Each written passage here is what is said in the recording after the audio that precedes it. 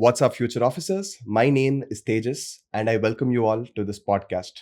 I'm the Current Affairs faculty at InsightsIAS. Today, we are having a discussion about international relations. Borders are not something which are just drawn on pen and paper, but there are far greater forces which govern them. Today, we see that there is wars which are not just fought with tanks, but there are greater elements like trade, technology, and today sometimes wars are even fought with tweets. Today, in the current geopolitical scenario, we see issues of terrorism, we see issues of climate change, and we see different issues, coups across Asia, tariffs, trade wars which is going on, and a lot of these issues which are coming up in our newspapers every day. So all this makes one statement very clear. International relations is not just an abstract term in our textbook. It is not just an abstract subject anymore, but it is a place where people, power, and politics interact. Today, we have an expert in international relations. His name is Nikhil Gowda, sir, and he is the PSIR faculty at InsightsIAS. Today, we are going to be having a discussion with him about all of the geopolitical scenario, what is happening with India's position in the global order, and the recent coups which have emerged. And furthermore, we are even going to be discussing the prominence of the international institutions which are shaping the world order. I welcome to the show Nikhil Gowda, sir. Thank you, Tejas. So, sir, my first topic of discussion. So, we all know that Donald Trump has been elected as the 45th president and recently as the 47th president also of the United States of America. Ever since when this particular thing happened that he was elected, all of the Indians, we rejoiced. We thought that something fantastic is going to happen because our Prime Minister, Mr. Narendra Modi ji, and he had a lot of born hominess. So, but do you think that after all of this particular born hominess, which was initially expressed, later it just went on to have a more spiraling effect as our relations suddenly started dwindling down ever since he started putting tariffs on us? So why do you think that this happened all of a sudden? So, one, you need to understand about Trump. He's a bit different from the previous American presidents. So, if you look at Trump, like the American analysts themselves say that Trump can be a person who can hug you in the morning and who can stab you by the evening. So, he's unreliable. Second thing is that we need to understand that what has transpired between maybe Trump's first term to his second term. So at one point of time, we had this Howdy Modi program in US where you can say, yeah, in a way, Prime Minister Modi also went out of his way in a way to attend this Trump's rally, which some people also had suggested that it's like, he campaigned for Trump in that regard at that point of time. Correct. In fact, which Trump went on to lose that particular election. And you can say under their then president-elect, it was Joe Biden, who focused more on focusing on bettering India's relationship, not taking it personally. If you look at, so during even Biden's administration, America continued its outreach to India. Then we had this thing that Trump made a comeback. And many people thought that this will further solidify India-US relations. And in fact, it was Prime Minister Modi who was the first ever person to visit Washington in that regard and congratulate him on his victory. But now question is that why all of a sudden this U-turn from the American president? So one, we need to understand Trump is a transactional president. Everything how Trump views is in terms of business. Because if you also look at his bringing up, he's a businessman in that regard. Correct. And Trump's view of world is more of what America gets. Okay, it's not bothered about what others are bound to get. Almost like any other business. Any other business. So, there are many people who says that doing business with Trump is almost, impossible. It is unreliable. Now, what suddenly happened? We need to understand 2-3 events happened. One was the Operation Sindoor, which took place. Trump claims or he's consistently claimed that he has played a key role in bringing the ceasefire between India and Pakistan, which New Delhi has outrightly rejected it, saying that there's nothing America got to do with it. It was more of an understanding what Indian authorities came with the Pakistan authority, which might have hurt his ego a lot, because Prime Minister Modi did not entertain that way. Second thing, you can also say that Pakistan suddenly got lucky in a way. uh, I think they're smart enough to read his personality and feed his ego. But you can say when Pakistan military general recommended that Trump should be given a Nobel Prize. Yeah, correct. Okay, so that is one thing. You can't say that's a sole reason, but yeah, it adds on to it.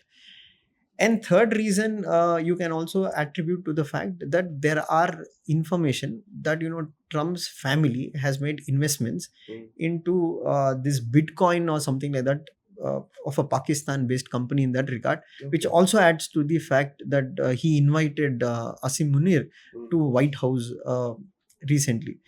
So all these factors, you can say, has contributed to Trump's now taking on India by imposing tariff. And it's a very surprising thing, because if you look at China is the largest importer of oil from Russia. In fact, it's not India is the second largest, but China does not go with any sanctions. India, which is considered to be a core strategic partner of America, has been imposed primary tariffs of 25%, secondary Tariffs of another 25%, 25%. and it's up to 50%. So this And is something which we another can interesting thing, sir, is that they told that they will be putting tariffs on China also, about 100%, 120% they claimed. But so far, we have not seen anything come to action. And when it comes to India, we've been buying Russian oil from the last 3 years. But all of a sudden, it is like Trump just woke up and he's telling now that we are buying Russian oil, which in fact our Ministry of External Affairs has told that US itself is responsible for us to buy this oil because of maintaining the fuel price. But still, they've not gone on to put any tariffs so far on China. But India is taking the face of this brunt. See, there are two things you need to understand here. One, the question is, why not China? China has certain cards that they can play against the US. For example, China even today is the largest country which possesses the rare earth materials. So any kind of sanctions on China, of course, will lead to reciprocal sanctions from China on US, which that is why I think Trump has not gone to that extent. Maybe it is a future thing that he might do. Correct. Second thing is that the Trump message, what he's sending, he's picking up one of his core ally and showing to the world that if you don't listen to me, this is what we can do it. Because with India, the context is different, because here we see that I think so that India does not have so much cards to play economically with US when it comes to saying that the tariffs, because India exports more to United States. Correct. But credit should be given to our Prime Minister that after these sanctions, that he sent a strong message to Washington by the public display of affection in the recent SEO summit with the Russian President Putin and the Chinese Premier. So that was a subtle message sent by New Delhi to Washington that if you go ahead with sanctions, or if you continue to push India to the corner, We also have that allies. we do also have an option that we do deepen our relations with Moscow and Beijing. True. So that is the thing that has transpired. Sir, one more very interesting question, which I've always been a little curious.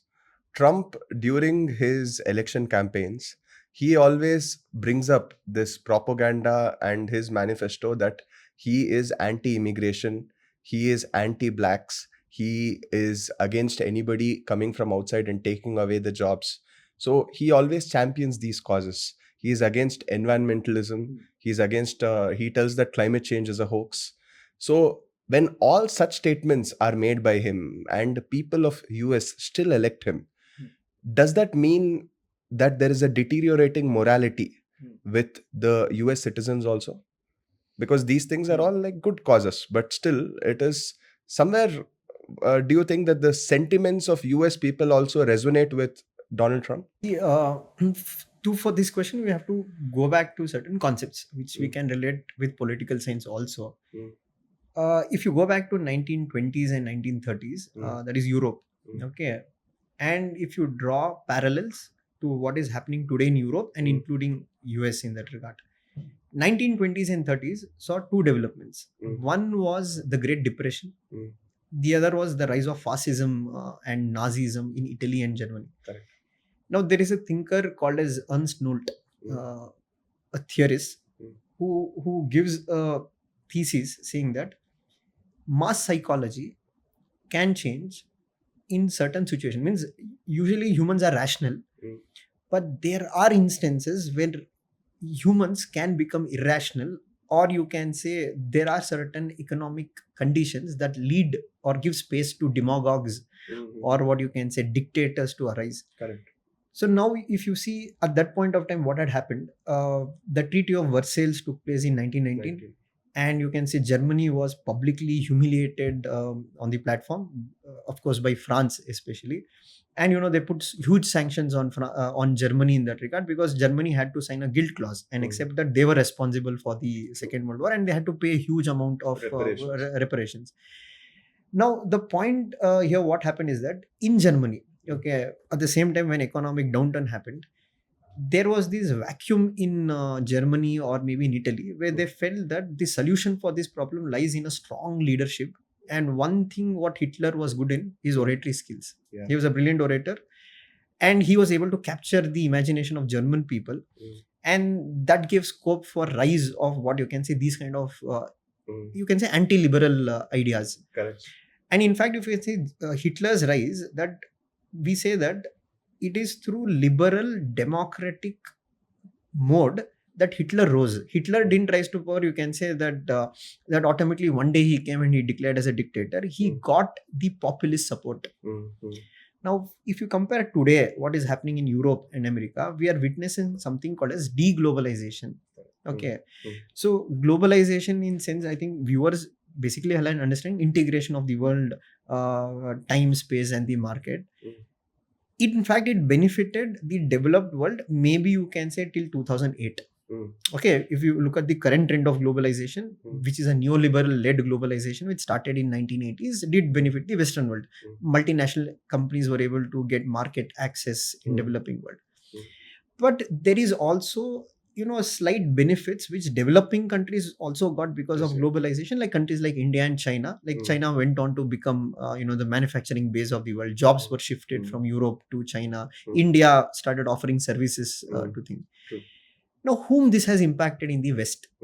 Largely, there's this scholar called as Joseph Stiglitz, okay, who's written this book called as Globalization and Its Discontent. And you have one more person called as Branko Milanovic, who has written this book called as Global Inequality. What both these scholars, they say that globalization has created benefits for some. It has also created loss for others. Right. And whom they say it has benefited? They say the plutocrats in Europe and US, means the rich businessmen, and middle class in developing countries. So you can observe that post 1990s in India, the middle class did benefit because of globalization, because jobs got IT boom happened. Exactly. But who have lost out? It is the blue collared workers in the Europe. Okay, the middle class in Europe has been hit by globalization. And it is the poorer class in developing countries who have been most affected negatively by globalization. Correct. And if you look at in Europe and US, this middle class and this lower middle are the considerable voter base. And Trump resonates with them. Because now what Trump, he's speaking that whether it's true or not, maybe it's a propaganda. But that is what we say today, the world, or maybe because of growth of social media, etc., the line between truth and lie has become very blurred. Correct. So we say now, if you say something 100 times, that becomes the truth. So Trump has kept repeating in his election campaigns that he is going to make America great again. He's told that he's going to bring back jobs to America. He told he's going to impose tariffs on those countries who have taken the benefits of the American goodwill. He said that America will no longer want to be this global policeman. America is no longer going to show its what you can say large-heartedness. He's saying that America is going to become transactional. What America is going to benefit out of any deal? That was Trump's election rhetoric, when you can say he told make America great again, or America first policy. And now which voters have been guided by this? It is this lower middle class, or what we call as the rednecks in America, states like Texas, etc., who are the huge the Trump supporters. So that is what I told. The present economic conditions has created scope for leaders like Trump, demagogues or populist leaders to make arise. And this has been observed not only in US, across Europe. Correct. So you can say there is strengthening of right-wing groups, strengthening of neo-fascist groups. Mm. Mary Le Pen in Italy. You can see in Germany, now you had Angela Merkel replaced by the Alternative for Germany, which is again a right-wing party, which again gives the same sentiments, anti-immigration policies in that regard. And you have in Hungary, you have Viktor Orban.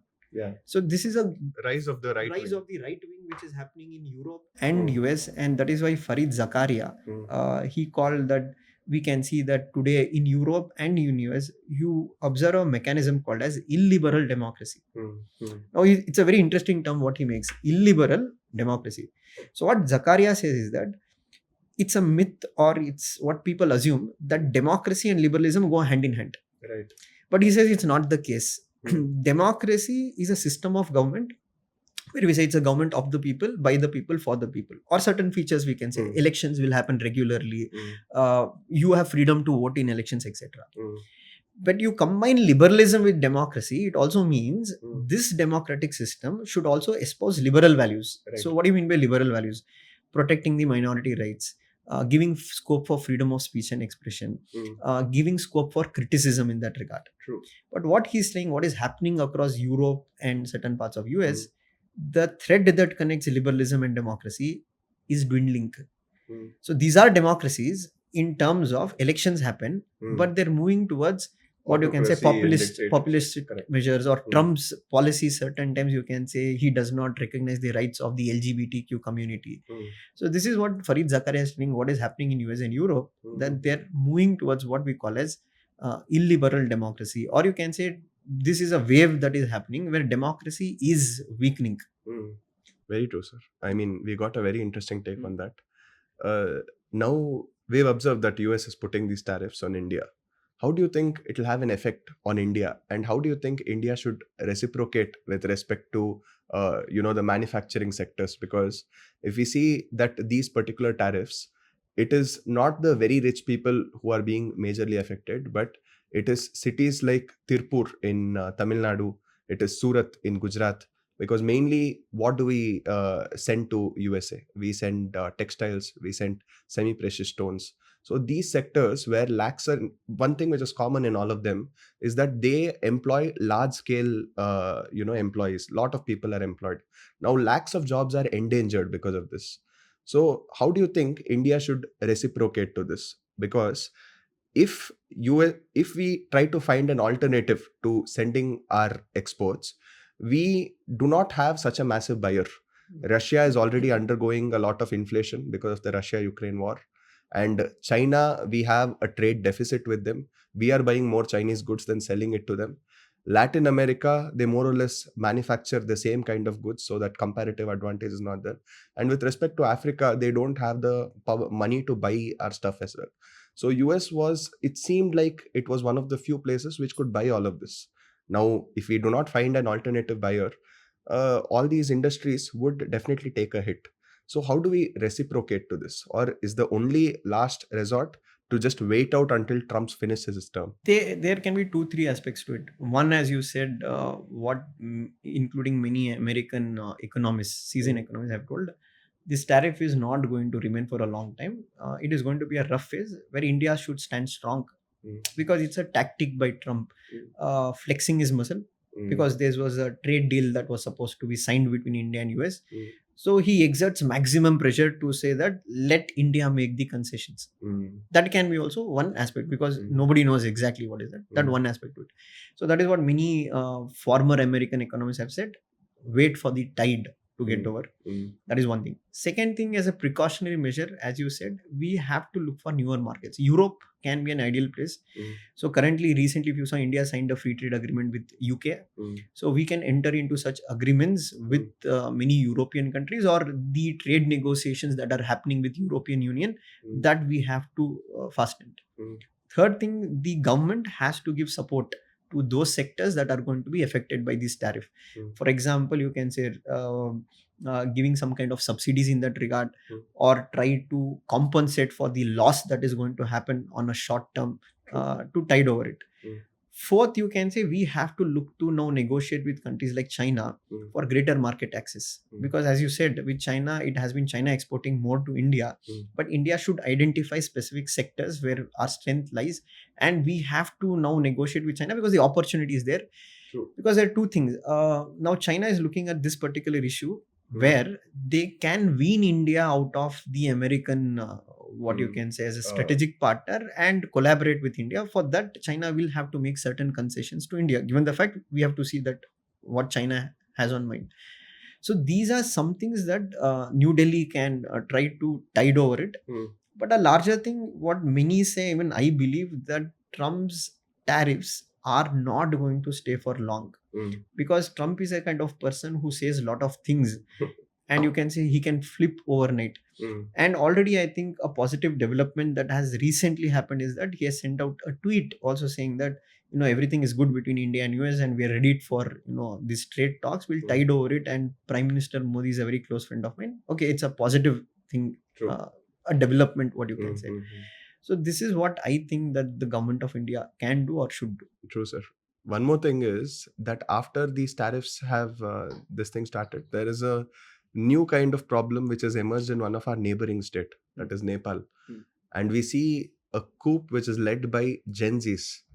And it's, for better or for worse, it's taken a very drastic turn where people are protesting against corruption, and initially it started off as a social media ban, but it is of common sense to say that it is not a social media ban which people are protesting against. Again, Nepalese authorities, they came in very strongly and they ended up killing about 20 people. And the undercurrent which was there was about corruption, it was about unemployment, lot of people coming to India working as watchmen, Nepalese Gurkhas. So all of this manifested into a huge uproar, a huge coup, so on to say that the Prime Minister's houses, the Supreme Court, the President House, the Parliament, the district courts were all burnt to the ground. People inside were burnt. The ministers were paraded half naked. They were hit by this thing. There's so much of simmering discontent with all those people. Now, how do you think this all unfurled, and what do you think are the consequences that this is there both on Nepal and on India, sir? So coming to the Nepal issue, if you actually look at a broader picture, this is not only has happened with Nepal. If you look at most of the India's neighboring countries in last 2 years, they face similar scenario, but maybe the issues have been different. Bangladesh, in Sri Lanka also, the economic crisis that happened, or in Afghanistan, you can say the collapse of the Afghan government and return back of Taliban. Now, as you rightly said, it is not just ban on social media. There's a deeper, what you can say, reasons for why these revolt is happening. And if you look at the entire South Asia map today, we can proudly say to a certain extent that India is the only shining star that has remained as a democracy. Okay, we were not saying, I'm not telling we are a perfect democracy. We do have our own set of issues, but at least on procedural terms, we have sustained, survived, and continue to be a democracy. Now, the question is that why our neighboring countries have failed to do so. There are multiple reasons. For that, we'll have to go into the context of that. What makes a democracy stable? Because end of the day, democracy means government of the people, by the people, for the people. And for any government in a democracy to sustain itself, to survive itself, it has to gain what we call as legitimacy. Legitimacy means people accepting the government. Yes. Now, what are the different ways through which a government can gain legitimacy? So even if we dig deep into political science, we have this scholar called as Aristotle, who is considered as the father of political science. Ages back, Aristotle had told any form of inequality anywhere will lead to political instability. And history has shown that. Take, for example, French Revolution. It happened. Why? There were reasons to it. The growing inequality, the privileges enjoyed by the first two estates, where the third estate was not allowed. Correct. But there was also an incident, with strikes, arrogance of the rulers, when you don't care for the people. Correct. When I think people or public, they approached Queen Mary Mary Antoinette. Antoinette, saying that we don't have bread Yeah, to eat. she She told, arrogantly replied, "Go eat cake." go eat cake. So she is so insensitive about the Insensitive to the people's people's. emotions. So see, this matters a lot in today's world, where you can see Nepal's case of issue. As you told, it's not only social media. When this nepotism, or you can say corruption, it reaches certain degree of intolerance, public won't tolerate it.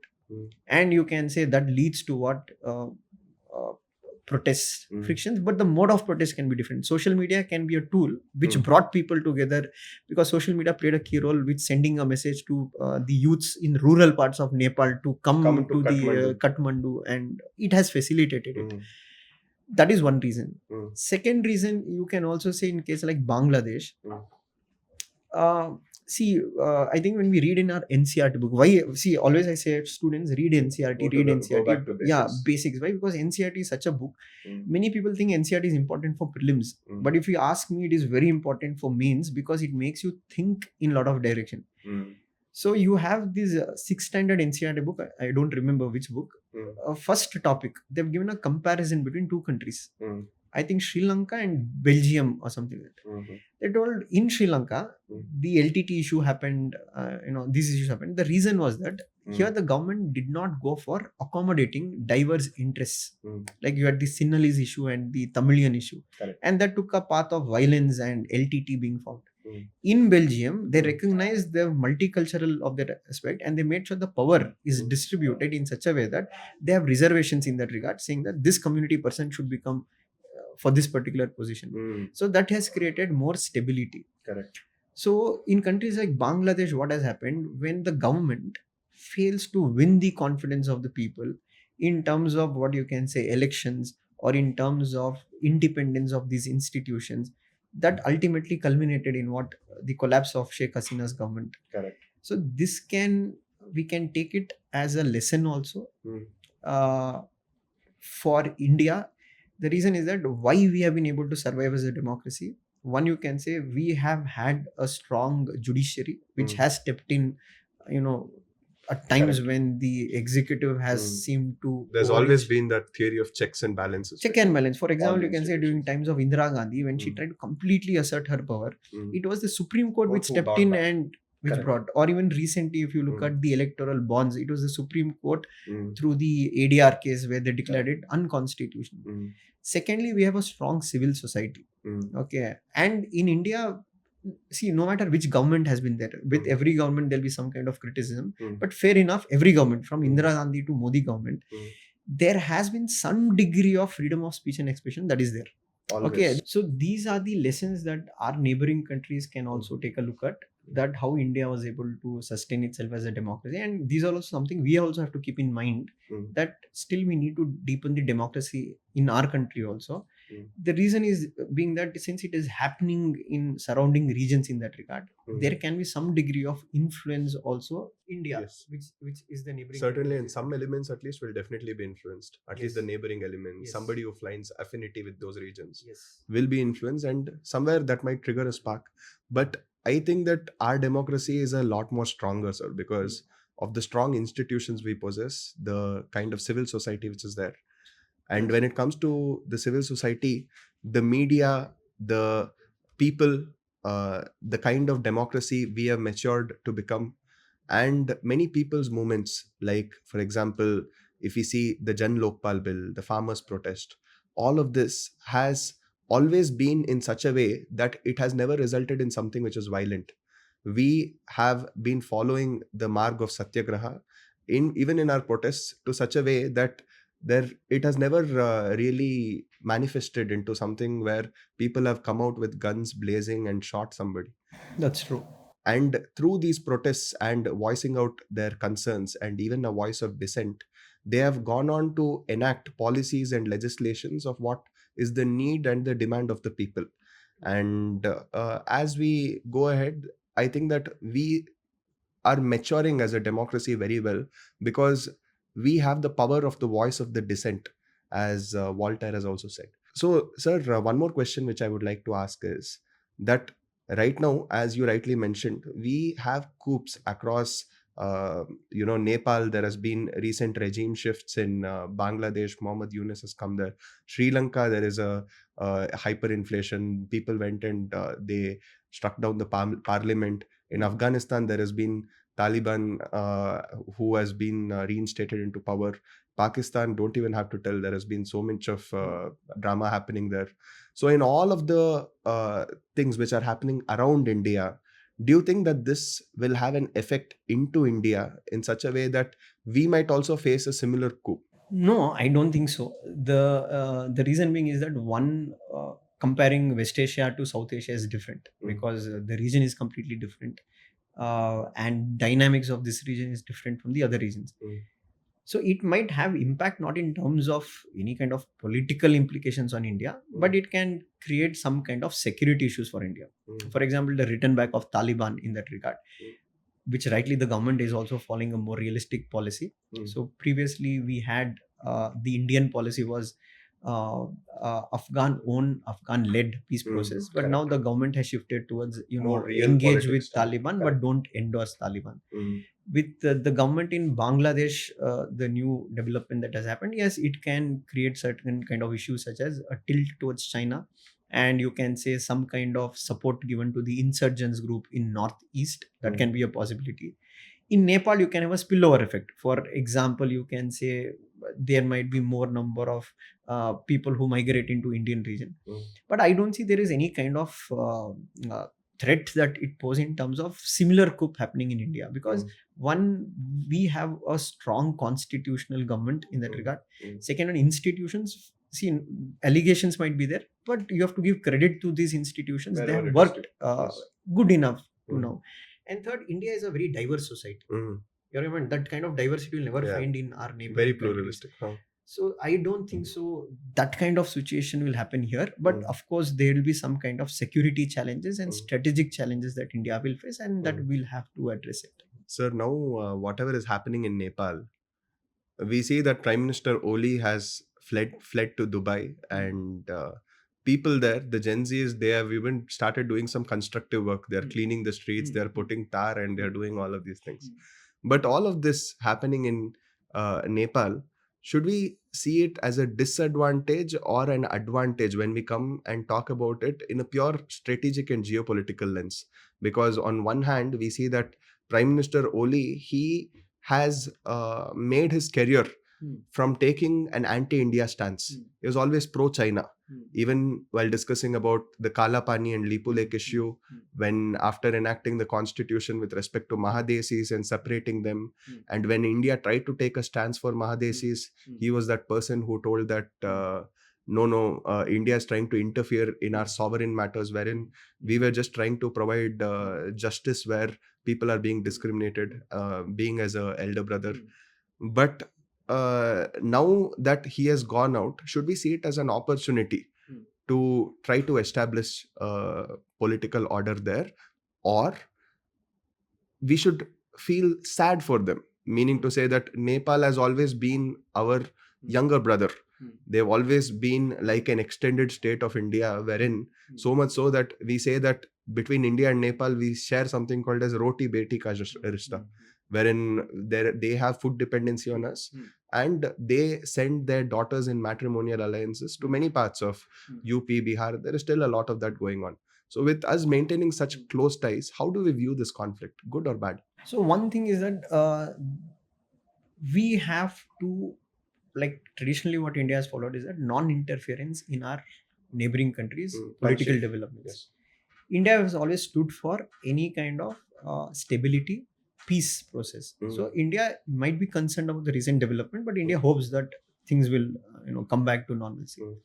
As of with change in the political regime, definitely it creates an opportunity for India to deepen its ties with Nepal.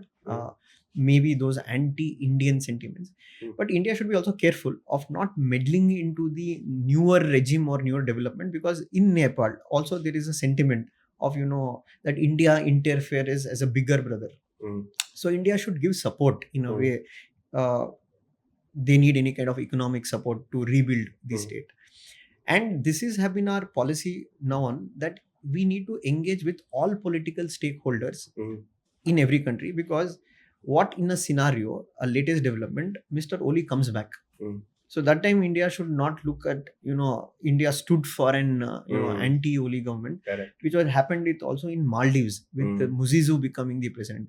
But you can see Indian government was quick to make a comeback where they continued their economic engagement, respecting the sensitivities with Maldives and with a Modi out campaign or India out campaign. Today you can see Prime Minister Modi was the chief guest in the recent Maldives issue. So that should be India's policy of looking at these recent developments, not trying to push through anything or not trying to take any benefit out of it, but strongly stand with our neighboring countries as an elder brother and for solidarity. That is what I believe that India should do. Sir, one more question, but this might sound like a little bit of conspiracy. But do you think that all these coups, Nepal, Bangladesh, Sri Lanka, Pakistan, Afghanistan, all of this happening, there is a hidden hand? Because we use this term in geopolitics that for everything there is a hidden hand. So do you think US has this hidden hand in implanting all these coups around us? See, it's difficult to say. You can never rule out anything in geopolitics, but I don't think so. It is only the hidden hand of the US or some outside power behind it. There is also genuine socio-economic reasons in each of the other countries. Like if you go into specific countries, there are reasons to, like coup in Africa, largely driven because most of the elected governments were highly corrupt. So we call as kleptocracy. Kleptocracy refers to those democratic governments are highly corrupt. So people lose faith in that kind of system and they're moving more towards military rulers who promise for a better land. Correct. Or you take in Bangladesh issue, though there was good economic growth, but the government failed to take into confidence the opposition, etc. That led to their collapse. Or in Afghanistan, to be more specific, it was not like an American hand. America withdrew. So without developing stronger roots, if you just create democracy at superficial level, and once America went, the democracy collapsed, Taliban made a comeback. So I think that there might be an hand or not, but there are genuine specific reasons for each country that why these coups are happening. And across the world today, we sense there is a general wave of anti-liberal wave. Means in both developed world as well as developing world, for its various reasons, democracy seeing a backlash, weakening of liberal values. This is something we need to guard ourselves against. So we don't want to go back to a world which we lived where there was fascism, Nazism. True. So we have to work towards building a better world. It's almost as if that, if you recall what Churchill said, democracy is probably the worst form of government except for all others. So, sir, one thing I would like to ask is, we see that there are coups in Asia, as we discussed a bit in detail.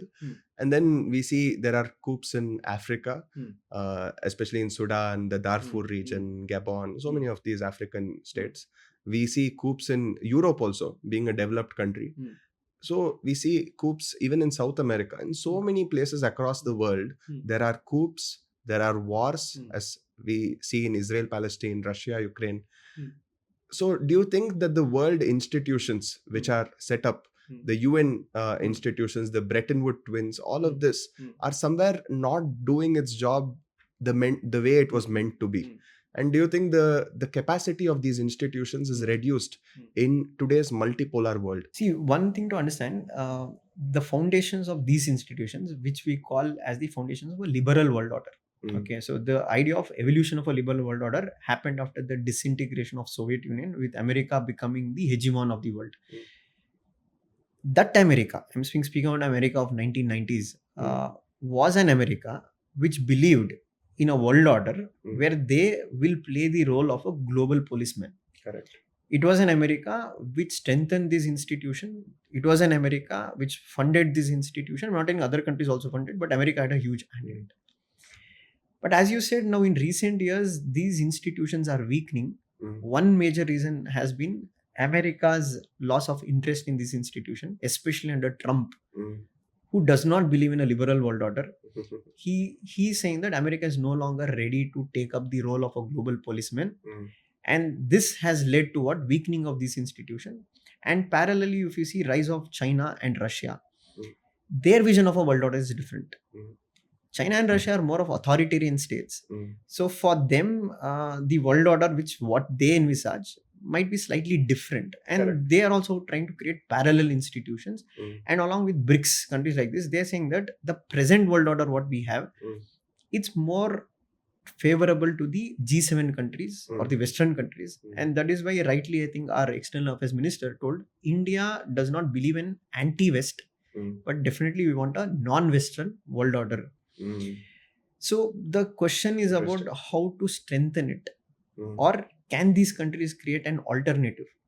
But I don't think so. This point of time, creating an alternative is a possibility through BRICS, etc. Why? Because some people might be, over optimistic with the given recent SEO summit. The reason is that there is a deeper problem between India-China relations.